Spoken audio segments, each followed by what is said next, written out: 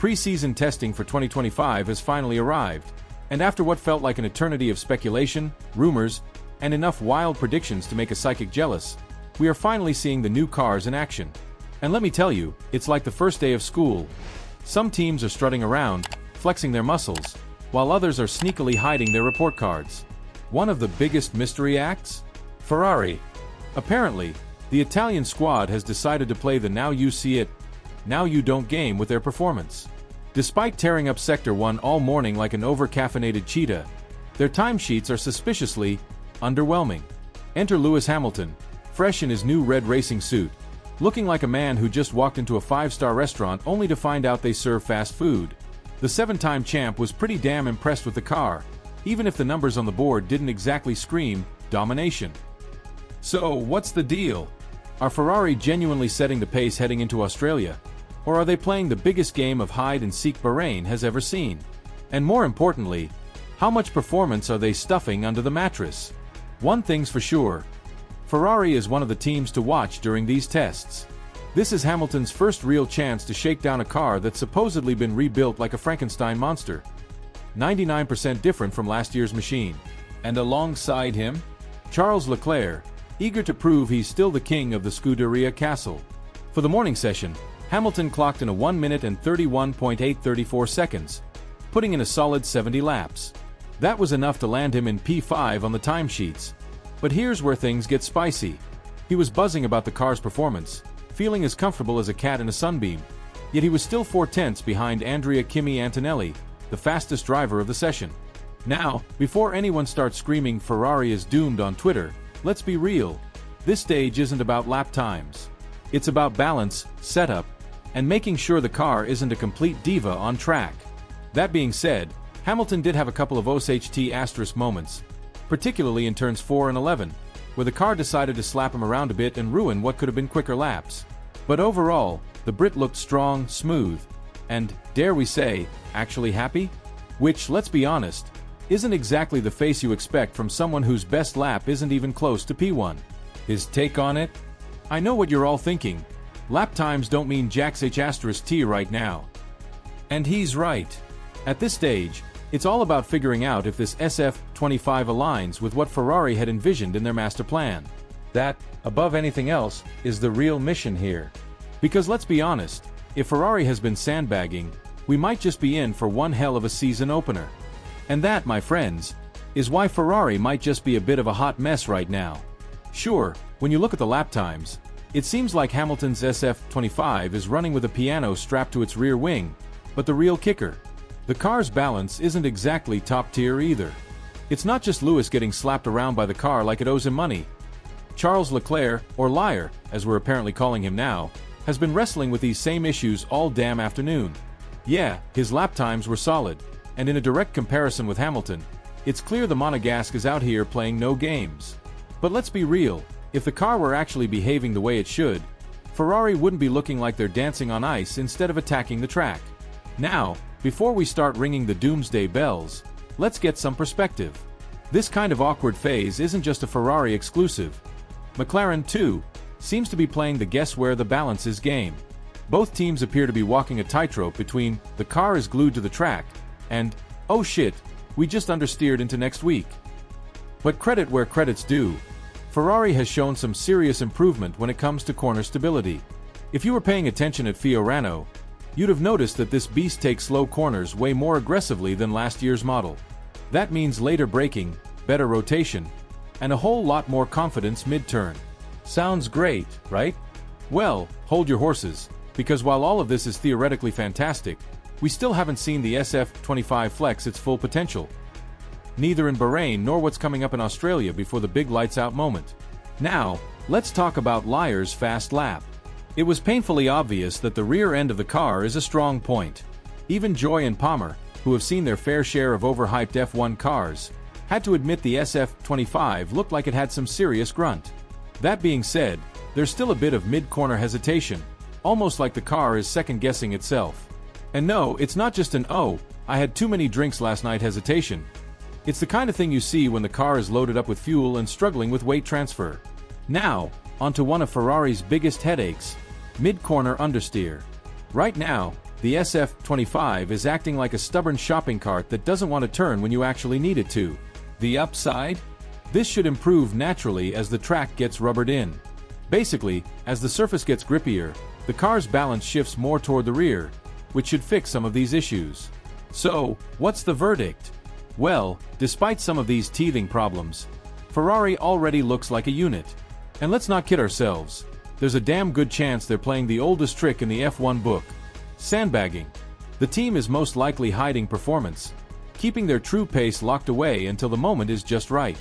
Because if there's one universal truth in Formula One, it's this: nobody shows their full hand in testing. Every top team has mastered the art of deception. Why let your rivals know what you've got under the hood when you can lull them into a false sense of security? And Ferrari? Well, they might just be pulling off the greatest poker face of them all. Alright, let's be real. Nobody's going full throttle on day one of testing. This isn't about raw pace, mind-blowing lap times, or making rivals shit themselves in fear. That'll come later. Right now, every team on the grid is like a bunch of mad scientists, desperately trying to figure out if the months of theories, sketches, and late-night caffeine-fueled simulations are actually going to translate into something drivable on track. And just to spice things up, Mother Nature decided to throw a curveball because, of course, she did. Bahrain served up some surprisingly cold temperatures. Yeah, in the desert. And some wind gusts strong enough to make even the bravest drivers think twice about their braking points. As a result, Turn 4 turned into an absolute pain in the ass, especially for Lewis Hamilton, who seemed to be fighting that section like it owed him money. But here's the catch. While everyone was dealing with the tricky conditions, Hamilton was also the only driver out there with a completely brand new power unit. Translation: that 7-time world champ might have the hands of a god behind the wheel, but even he needs time to get used to a new engine's torque delivery. And let's be honest, figuring out how an engine spits out power while also battling hurricane force winds into Turn 4? Yeah, that's like trying to play Mario Kart on Rainbow Road while blindfolded. Meanwhile, Charles Leclerc, sorry liar, was dealing with his own bag of problems. He didn't exactly face the same power unit issues as Hamilton, but when you throw in the different climate conditions, fluctuating grip levels, and the general chaos of day one testing, it's clear that lap times mean absolutely jack shit right now. The real goal? Find the right balance. Make sure the car behaves the way Ferrari thinks it should. And most importantly, ensure that when they land in Australia on March 16th, they're bringing the meanest, leanest version of the SF-25 possible. But let's talk about the good stuff. Ferrari has actually looked very promising in high-speed corners. The entry phase? Chef's kiss. The car seems planted, aggressive, and far less skittish than last year's model. Now, before anyone starts throwing a Forza Ferrari parade, there's still work to do.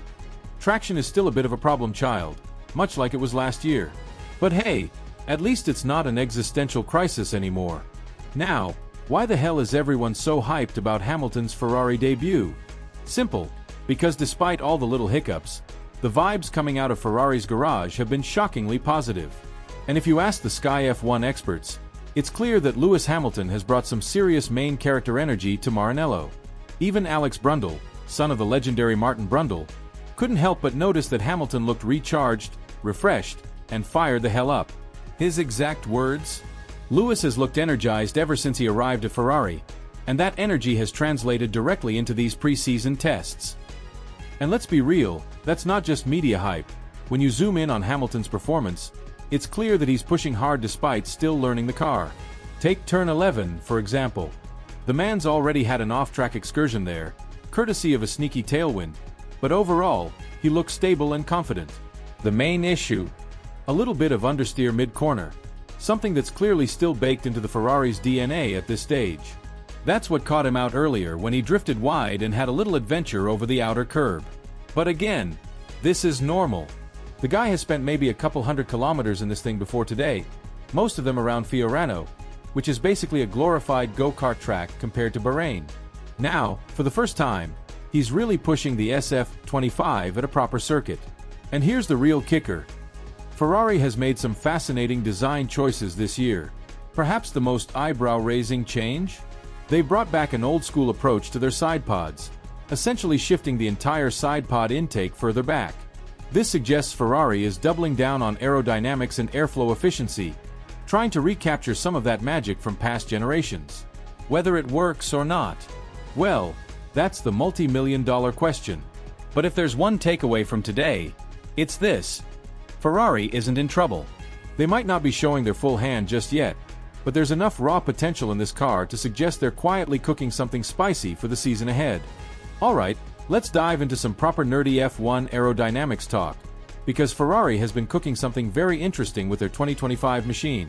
One of the most eye-catching tweaks they've introduced is a setup that allows the airflow management to require less pressurization. Translation: they've optimized the aerodynamics so that the rear of the car isn't getting absolutely slapped by turbulent air coming off the front wheels. Instead, they're keeping things smooth and controlled, ensuring the back end doesn't turn into a chaotic mess every time the car hits full-speed airflow. And here's where it gets really spicy.